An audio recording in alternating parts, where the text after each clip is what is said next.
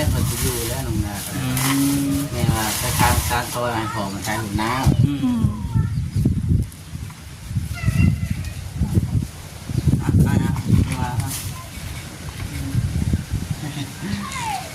ฮอดมาถึงเด้อเนาะเป็นไรกันให้อ้ายขอบคุณใช้เลยกันให้อ้ายเด้อ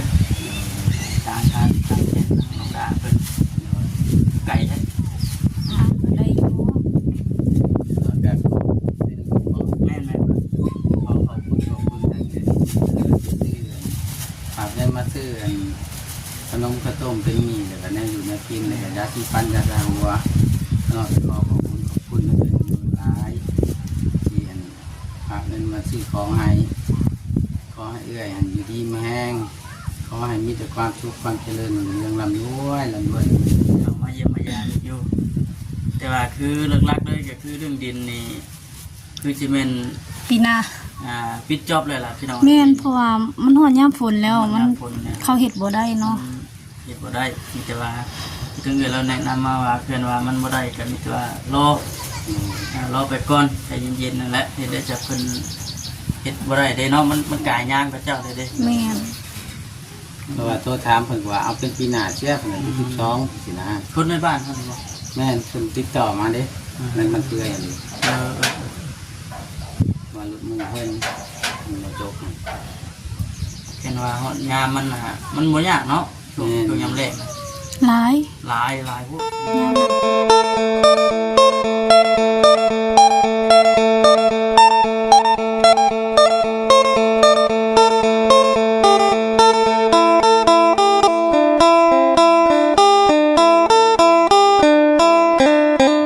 อากาศสบายดีเด้อพี่น้องเด้อ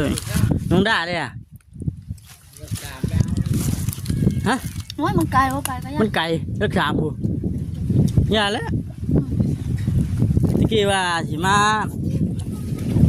เยี่ยมเบิ้งเป็นนี่ใดวะฉัน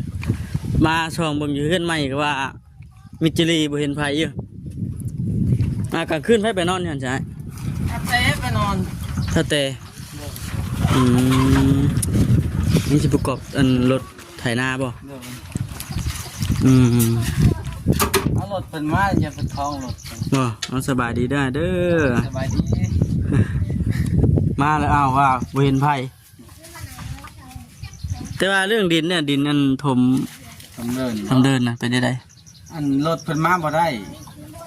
มาห่มดิเพราะว่าทั้งเรื่องทั้งยุ่งเราฝากมาถามเบิ่งหาน้ำเป็นจังไดว่าฉันตั้งแต่โอ้หลายมื้อเลยเนาะแต่โดนเติบอยู่แต่ว่าเพิ่นก็ว่าอยู่ว่าคันว่ามันมาบ่ได้ก็มีแต่ว่าใจเย็นแล้วรอไปก่อนหากแล้วเพิ่นว่าจังได๋ซะก็เช้านี้โทรถามเพิ่นหั่นว่าเดือน12พุ่นแหละมันต้องปีหน้าพุ่นเนาะเพราะว่าฝนตกเลยเพิ่นแก้บ่ได้บัดนี้ยันลดลมบ่ทราบบ่คำคิดว่าปีนี้เนี่ยคือสิวัดตัวนี้เพราะว่าเมื่อวานนี่ไปทั้งบ้านพุทธสว่างก็เจ้าก็ล้างมือเรียบร้อยแล้วนะปีนี้นะทำท่ายแต่ห่างกันยังเกิดสิบ่อยากไปแล้วเขาว่ามันยากเนาะมันหนาฝนนะแม่นเวลาแก่ดินกันยังก็ดินมันอ่อนลมยังมันคายมันยังนะโอ้น้องด่าพูดไปน้ำแม่น้องไม่เนาะกายหมักตาลมานี่ว่าพอที่อยู่ท้ายหุดเบลว่าเจ้าเล่นไปส่งใช่ป่ะไปส่งกรรมเดี๋ยวส่งบัดขามาดิขามาไปครับเอาแรงหมดแล้วแล้วทวิตว่าสิพูดได้ว่า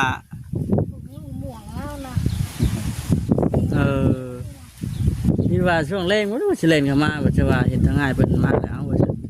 จะว่าถามไทยทั้งง่ายเราเด็กน้อยก็ไม่คิดว่ากันกลับเกณฑ์มาเพิ่นมาแล้วพูดมาจาก4 โมง 5 โมงรู้จักบ่แต่เก่าไม่ได้ประมาณ3 โมง3 โมงเลยไปขายหมักตาลในขายแต่หมักตาลใช่ไหมจะว่าขายไข่ปิ้งขายยังคือแต่เก่ามันเป็นช่วงมันเนาะคือหมักตาลบางอย่างนี่ก็แม่นเข้าไปฮับซื้อแบบน้ำก๊กน้ำให้น้ำนากับเจ้าสิ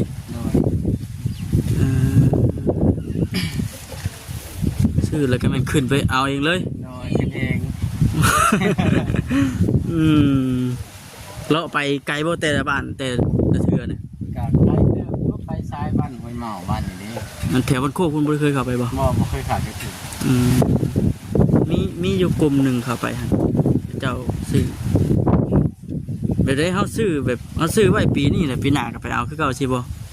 บ่มีแต่ไปขึ้นเอาลงมาแล้วก็จ่ายเงินเลย เอาบ่ได้แม่นว่าซื้อจ่ายเงินสมมุติเด้อเขาซื้อไว้ปีนี้แหละปีหน้าก็ไปเอาอีก บ่ บ่ได้แม่นนั่นบ่ บ่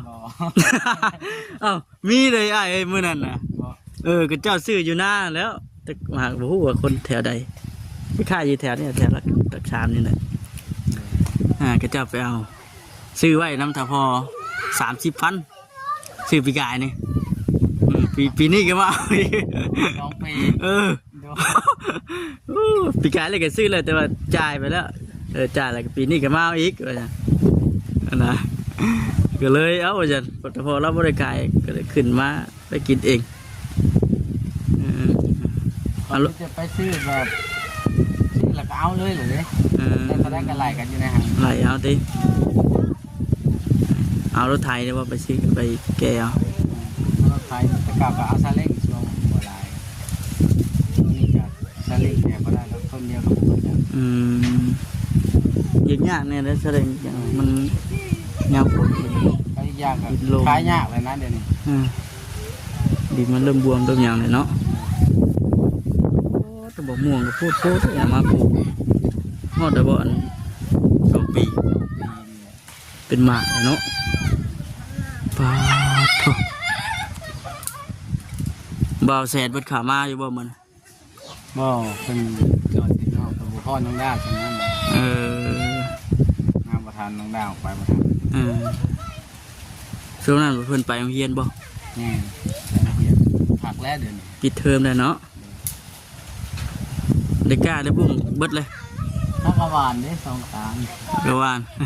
ยังจะถ่ายพูดป่ะนี่ดิเอาสิจับกล้องกันมื้อนี้ก็คือว่าอะไรอ้ายมื้อนี้ก็มานั่งก็ได้นั่งนี่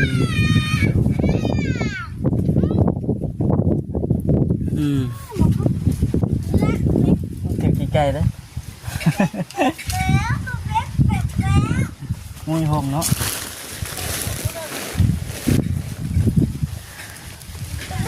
แล้วปูใช่ปะเนาะ ไก่ได้เท่าเลย ไปพูดกันไปนั่งพูดกันได้พูดละไก่เอาพี่ว่าเจ้ามาถือกล้องเลยนี่ว่ามันนักเชียวว่า แพงเด้มื้อนี้ผัวข่อยแพงข่อยบ่เห็นพี่น้องเลย หน้าความไปแล้ว ไปน้องดาบ่ นี่เหรอน้องตะกะ นะลงซื้อเลยสินลุงซื้อเพิ่นแห้ง มาแล้วพี่น้องวันนี้ก็มีทางเพื่อนน้อง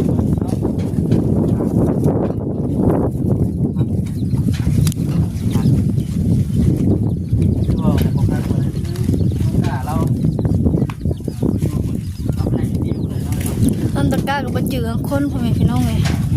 รถจอดปุ๊บก็แล่น ปุ๊บ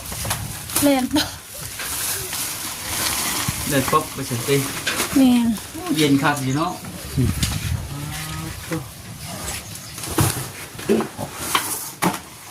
นี่มัน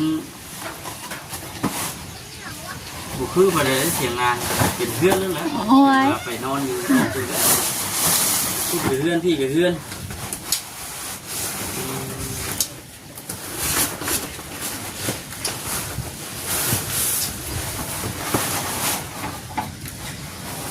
ยังไงหน้าเลยใครกระบุกหน้าใครหน้าแล้วเนาะ ไทยหุดแล้ว ใส่หุดน้องแต่ได้หรอเป็นไง น้องแต่ออกไปนอนอยู่ยังไม่เห็นมา ออกไปนอนอยู่ อ่ะคือบ่เห็นเนี่ยสมองอยู่เนาะ แม่น สมองอยู่ ยำเพิ่นมีทางไป เลย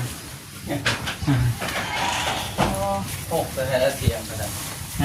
เนาะ คอยอยู่ คือว่าพี่น้องเนาะมันนี่ก็ทางเรื่องยุ่งเพิ่นฝากเงินมาให้ทางบ่คำเนาะพี่น้องชื่อติ้งไก่น้อยอยู่ในห้างนั่นแหละ โมเห็นว่าปิ้งไก่เป็นตัวเลยพี่น้องขาปิ้งอย่างมันนั่นแหละเป็นชุดปิ้งไว้ขายก็จะอันหนังแห้งโมเห็นซีนตอกเด้อหนังแห้งสีมันใกล้ๆก็สีตอกเลย แม่นหนังวัว เติมอยู่ซีนแห้งโมเห็น นะโอ้ยบ่คำก็ได้ โมเห็นยังวะ หนังแห้ง หนังแห้งเนาะมันจะออดลุกแล้ว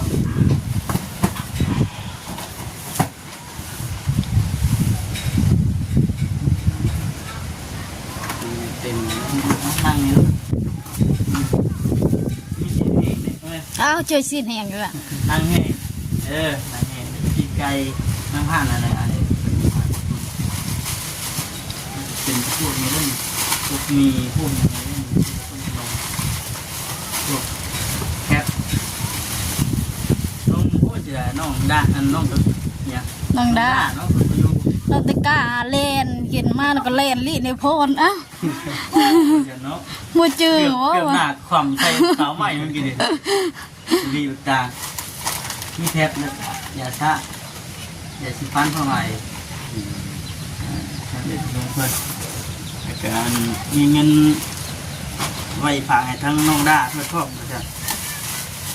นี่คือที่ของเราเนาะ200,000 ที่แรกมันจะอยู่แล้วน้องนาแม่ว่าไปทางการซอยให้ของมันใช้หุ่นน้า อืม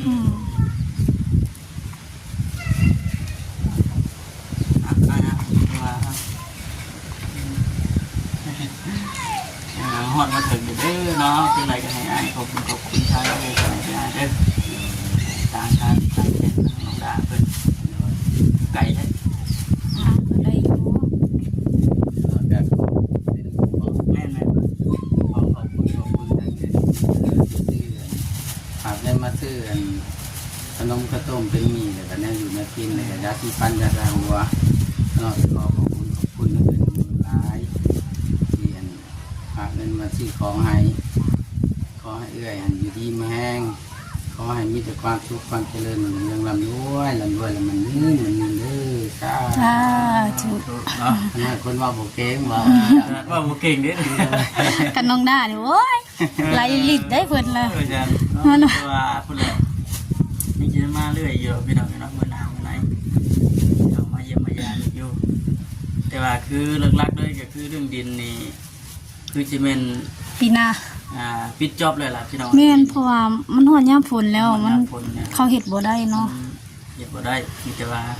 ถึงเงินเราแนะนำมาว่าเพื่อนว่ามันบ่ได้ก็มีแต่ว่ารอไปก่อนใจเย็นๆนั่นแหละเฮ็ดได้จะเพิ่นเฮ็ดบ่ได้เด้เนาะมันกายยางกับเจ้าได้เด้ แม่น เพราะว่าตัวถามเพิ่นว่าเอาเป็นปีหน้าเชื่อเพิ่นเป็น12สินะ คนในบ้านเฮานี่บ่ แม่นเพิ่นติดต่อมาเด้นั่นมันคืออันนี้ เออ ว่ารถมุ่งเพิ่นมาจก เห็นว่าฮอดยามมันน่ะมันบ่ยากเนาะช่วงยามแรก หลาย หลายพวกเนาะ ยามนั้นเพิ่นลงมาเฮ็ดแล้ว ชวนกันน้อยหนึ่งนะช่วงนั้นเพราะว่าเพิ่นมาเฮ็ดอยู่วันโน้นนี้แหละถ้าเราบ่ได้ออกไปมื้อนี้ เออ เพิ่นแกมาขายแถวบ้านเลยว่าง่ายซะ อืม บัดนี้มื้อเช้าเขาน้อยออกไปเพิ่นไปเฮ็ดแล้วแล้วเมื่อทั้ง ง่ายไปเยอะดิ แม่นเลยบ่ทันว่าสิมาช่วงไหนอีกว่าสิมาแล้วแต่ว่าผลมันหามลงอีก มันน่ะมีแนวเนาะ แม่ มีแนวมันเป็นไส้แล้วนะพี่น้องเอ้ยบัดมือน่ะปวดน้ำลงมาอีกไปซะเถอะเอามีแต่ว่าสีกาป้าเลยได้เด้อไปเด้อเก็บไปโลดเก็บไปโลด ปิ้งไก่สุกเลยเด้อเด้อ ไก่ นะ ชุบแล้วเดี๋ยวผ่านนั่นแหละนี่แกก็น้องพี่น้องน้องเพิ่นแล้วมื้อหน้ามื้อไหนสิเข้ามาหาน้องดาเพิ่นมาเยี่ยมมายาม ขายมื้อนี้ก็หยุดแล้วมันตามก็ได้ อืม โอ้เบิดบ่กัน บ่เบิดแต่ว่าขายบ่ได้ อืม มันหลายคนสิบ่ แบบบ่แซ่บปานใดนะ อืม เอ้ามันเป็นยังไง คนถือเด้คนทำจาง มันบ่หวานเนาะ แม่น คือว่าคนทำเนี่ยมันสีรสชาติมันสีเสียเนาะ แม่น เทือสุดท้ายป่ะนี่ แม่นเถื่อก็สิได้ไปอีกก็ยังว่าบ่ได้ เนาะ อืม กิจท่ามันเบิดพุ่นแล้ว เวียกหลายเลย โมเป็นผู้หนึ่งกับผู้หนึ่งหรือว่าบริทางเวียกเนาะเวียกร้ายช่วงนี้ไทยพุทธไทยพุทธนาแล้วบ่มันเกิดเป็นบ่ ไทย มันไม่ถ่ายจังนี้เลย ยังไม่ไทยสุดท้ายก็จะละหน่อยนะสุดท้ายก็เดียวกันพันจะยังมาทันแตงไปไหน นี่ก็ยังบ่ทันแล้วดอกน้ำเงินก็ยังมีประมาณครึ่งทุ่มเลยนะไทย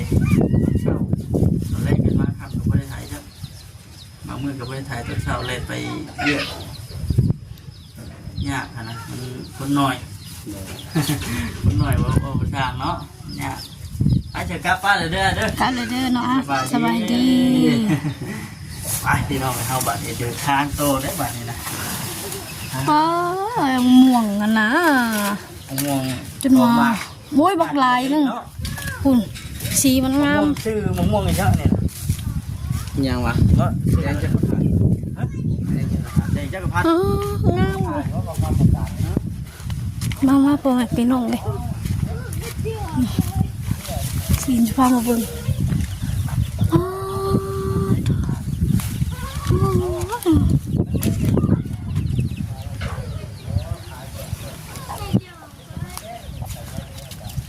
นี่มาไปน้องเลยอ๋อ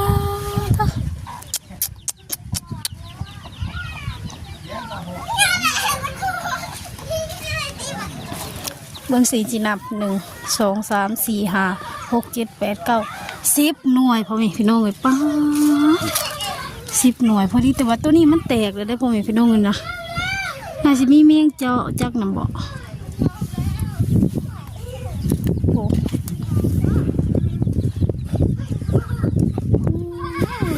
10 หน่วยพอดีบ่คำ เอาหาย อาหายบ่ เอาหาย โอ้ยขอบใจอย่างนี้ ใจจัง มีแต่ผู้อยากได้แนว โอ้ป้า ได้ก็ว่าไว้แนวเลยเด้อว่ะ ไว้กินซุป เจ้า ได้ บัตร เด้อ เขาเอานายยังไปจัดไป เพราะว่าได้แต่หน้าในมันก็ได้เพราะว่าก็เพิ่มเติมเลยได้ เออ ขน้อยติดกิน เออ เอาไปจัดไว้เนาะงาม มันงามมันใหญ่พร้อมเนาะ เดี๋ยวกินไม่ได้เป็นยังไงคือม่วงใหญ่เอาดิ แม่แต่ว่าที่ห้องเรื่องว่าท่านได้คิดชุกดอกเพิ่นมาชุกจักงานได้ไปสิชุกงานได้ก็ชี้นี่อยู่ เออ บ่จักเด้อระวังมันหล่นเด้อบัดมัดซอง หมากหน่อยจะมีพี่น้อง โอ้เนาะ สายพันธุ์ได้เบิ่งว่าพันธุ์เดียวกันกัน คนละสาย เนี่ยมันนี่ชุกแล้วนี่ ฮะ เนาะ เออ ชุกแล้วชุกแล้วว่าม่วงอยู่ ติดกันได้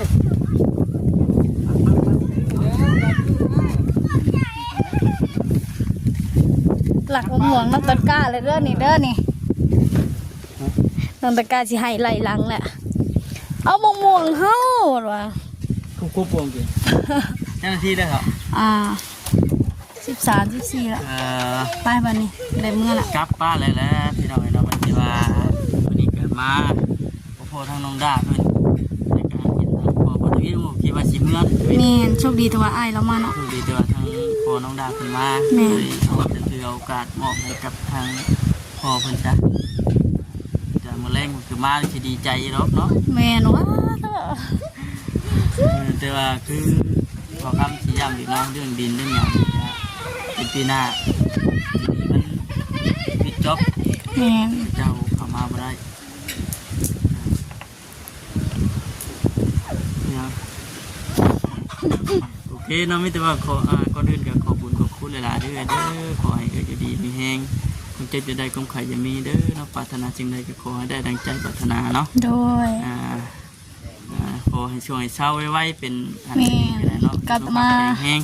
แข็งแรงกลับมามีสุขภาพแข็งแรงกว่าเก่าเด้อเด้อเนาะ ไปใส่มาใส่ก็ขอให้ตลอดปลอดภัยเด้อเนาะ สาธุ โอเคพี่น้องเอ้ยเนาะสบายดี สบายดีสบายดี